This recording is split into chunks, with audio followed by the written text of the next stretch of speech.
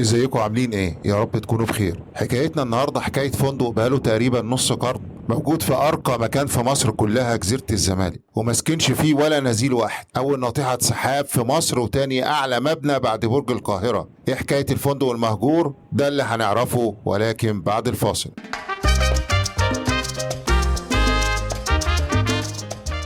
بنشوفه من أي مكان في القاهرة. برج الزمالك المهجور موجود ورا نادي الجزيرة وقريب من حديقة الأسماك. البرج ملك للمهندس خالد فودة صاحب فكرة وتصميم البرج، واللي قال إن الفكرة نالت إعجاب الرئيس السادات الله يرحمه، وطلب إن الفندق يكون باكورة مجموعة من ناطحات السحاب تتبني فوق جزيرة الزمالك على غرار العواصم الأوروبية. رخصة البناء طلعت للبرج 1972، وحسب كلام المهندس خالد فودة لبعض الصحف لم تشترط الرخصة وجود جراج، وتم الانتهاء من بناء البرج علشان يكون أعلى الفنادق في مصر، وكان هيحتوي على مطعم دوار تشوف منه معالم القاهرة على غرار المطعم الدوار في برج القاهرة، خلاف حوالي 500 غرفة موزعة على 50 دور. المهم المحافظة رفضت افتتاحه، والأسباب عدم توفر بعض الأسباب البيئية والأمنية، أو بمعنى أدق عدم وجود جراج. الملاك حاولوا يقدموا حلول زي شراء فيلا جنبهم واتخاذها جراج، أو بناء جراج أسفل نادي الجزيرة، لكن طبعا النادي رفض،